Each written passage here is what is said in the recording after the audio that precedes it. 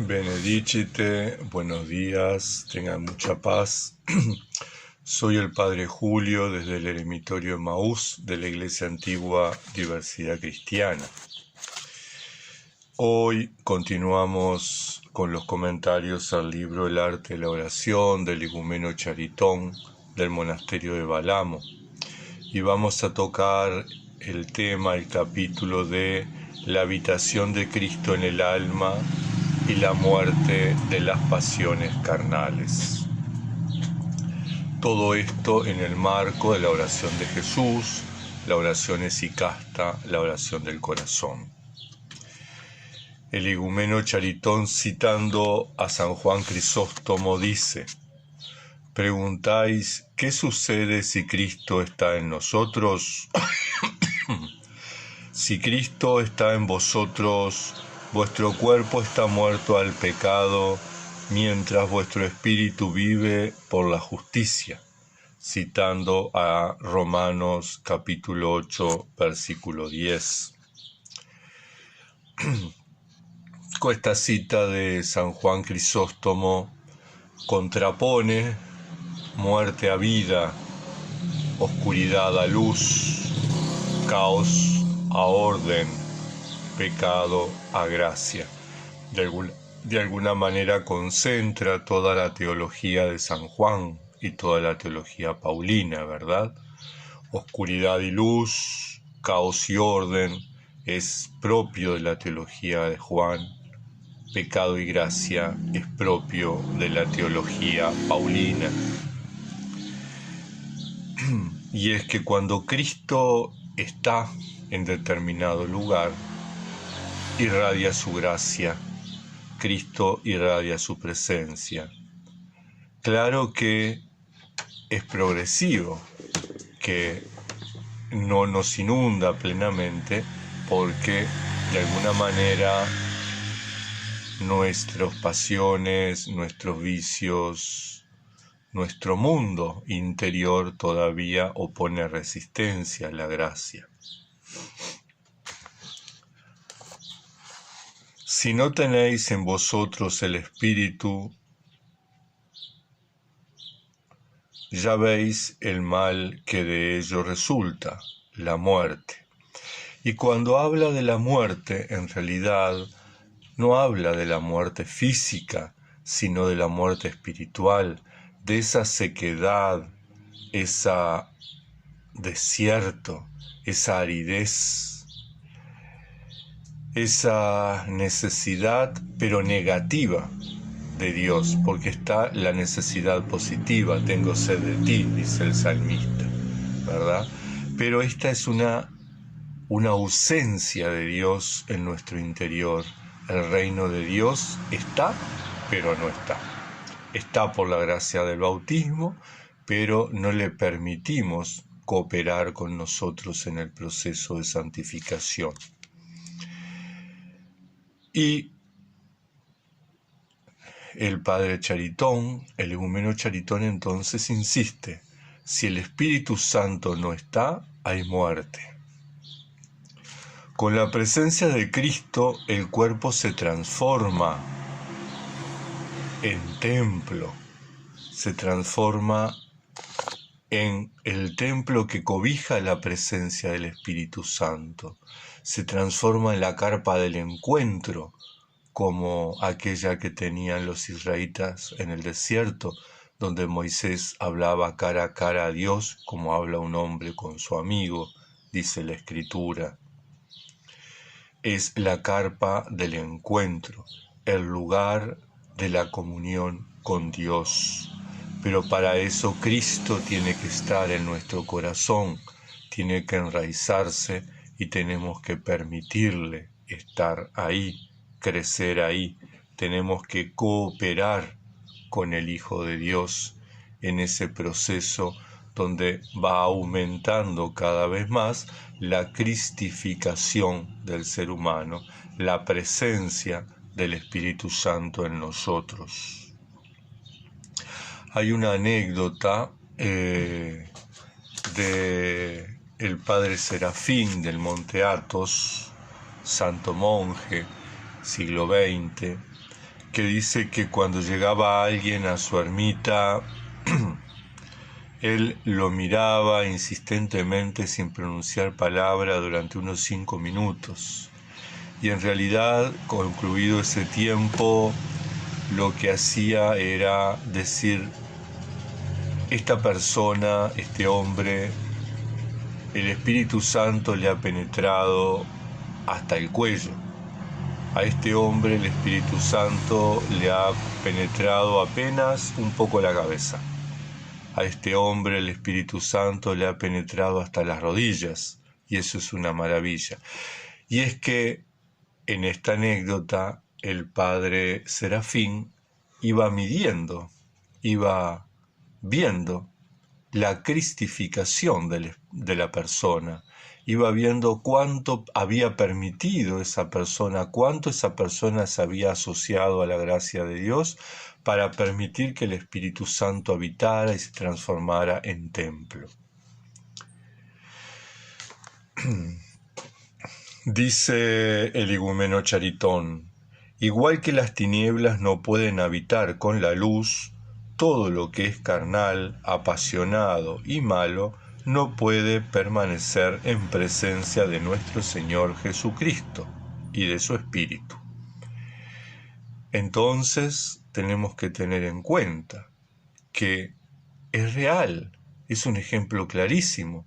Si nosotros entramos a una pieza que está totalmente a oscuras, no vemos absolutamente nada. Pero una vez que encendemos un fosforito, que encendemos una vela, la oscuridad del entorno automáticamente se disipa. Hay luz, podemos ver. Y si encendemos una lámpara, alumbra toda la pieza. Y si encendemos más lámparas, se alumbra toda la casa.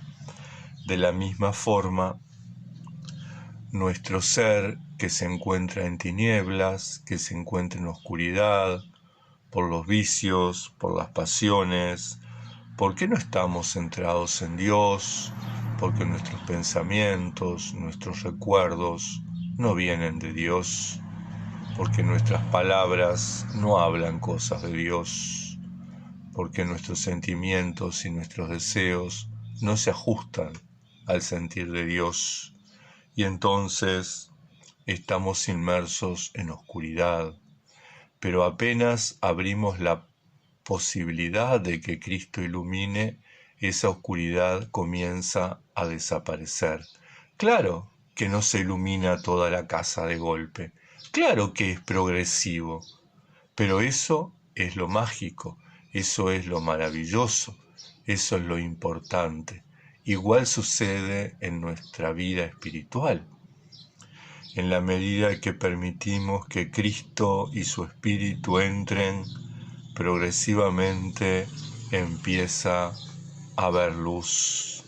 Dice Charitón: igual que la existencia del sol no excluye la de las tinieblas, la presencia del Hijo y del Espíritu no excluye o no destruye inmediatamente todo lo que es malo, apasionado, producto del pecado. Y ciertamente conviven en nosotros pecado y gracia. Es en una tensión, en una lucha, lo que nosotros llamamos en un combate espiritual. En nuestro interior conviven Cristo y el pecado, conviven la gracia de Dios y el pecado, convive la luz y la oscuridad. Igual que en el universo, ¿verdad? Tenemos el sol y tenemos la luna del otro lado del planeta. Tenemos el día y tenemos la noche. Y es parte de nuestro entorno, de nuestra vida, de nuestra existencia. Bueno, lo mismo sucede con nuestra vida espiritual. La luz puede coexistir con la oscuridad. Cristo puede coexistir con el pecado, pero siempre tenemos que tender a que Cristo y su Espíritu vayan predominando. Es un proceso de conversión. es un proceso de sanación.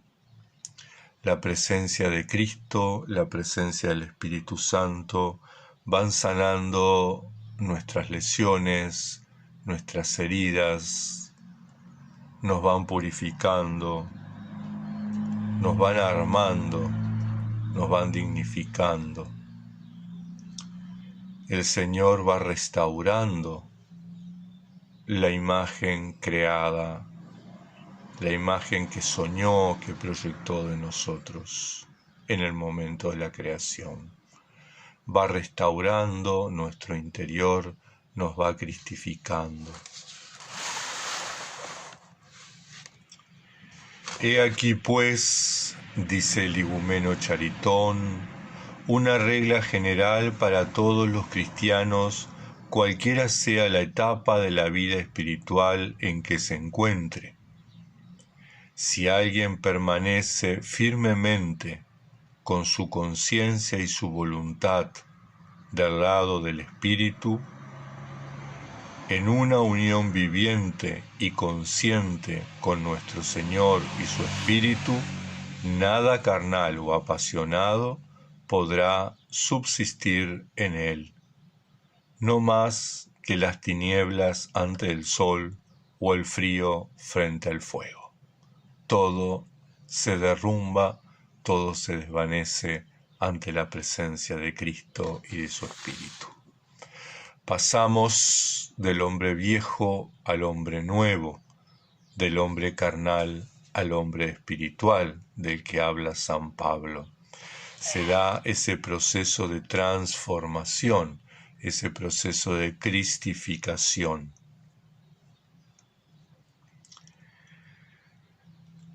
La regla que debemos seguir, continúa el igumeno Charitón, en la vida espiritual está bien descrita por San Ezequiel.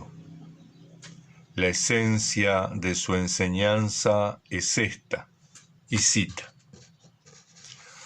cuando la carne y las pasiones se levantan, separaos de ellas con desprecio y disgusto, y volveos en la oración hacia nuestro Señor Jesucristo, que está en vosotros. Entonces, lo que es carnal y apasionado desaparecerá inmediatamente. Ciertamente, la oración es el arma que tenemos los cristianos, es el arma que tenemos los esicastas para combatir, para luchar en este proceso donde está enfrentado el bien y el mal, donde está enfrentada la oscuridad a las tinieblas, a la luz, donde está enfrentado el día a la noche. Cuando sentimos en nuestro interior que predomina el vicio, que predomina la carne, en el sentido no necesariamente, muchas veces hablamos de carne y lo asociamos a lo sexual. No, cuando estamos hablando de carne en esta tradición esicasta, estamos hablando de todo lo mundano, cuando predomina las ganas de comer algo rico, cuando predomina la gula, cuando predomina el querer tener lo que no necesitamos, cuando predomina el deseo de poseer aquello que no es importante ni necesario para nuestra vida, ¿verdad? La carne como lo opuesto al espíritu. Entonces, cuando sentimos que predomina la carne, que predomina lo carnal, nos tornamos a la oración. La oración, como les decía, es el arma que tenemos en la profesión monástica. Cuando un esicasta hace los votos, recibe el chodki, el comboskini, el cordón de oración, y lo recibe como la espada, como el arma para luchar contra el mal, contra aquello que nos aleja de Dios. Entonces, tener presente el santo nombre de Jesús, invocarlo cuando sentimos que el mundo nos puede, que el mundo nos tienta, que el mundo sale a nuestro encuentro, que nos captura, que nos aprisiona, que nos atrae, que nos invita, entonces recurrimos al santo nombre de Jesús, el nombre sanador, el nombre liberador, el nombre en el que todo se puede. Aquello de Hechos de los Apóstoles, Pedro y Juan, cuando se acercaban al templo y encontraron al paralítico que les pedía limosna, fueron muy claros. No tenemos oro ni plata, no tenemos nada de este mundo, pero lo que tenemos lo compartimos. En el nombre de Jesucristo, levántate y anda. El nombre de Jesús sana, el nombre de Jesús libera. Una anécdota chiquita de hace unos días atrás, en el encuentro eremítico que realizamos en el Monasterio de la Pascua en Canelones, Uruguay, nos sentimos muy acogidos, muy cuidados, muy atendidos por la comunidad laica que sostiene el monasterio. Nos sentimos como mimados, como en casa. Y conversando sentíamos la necesidad de devolverles algo, pero no teníamos nada para devolver. ¿Cómo devolver la generosidad? ¿Cómo devolver la solidaridad? ¿Cómo devolver la acogida? ¿Cómo devolver el abrazo, el sentirse cómodo, ¿no? El sentirse en casa?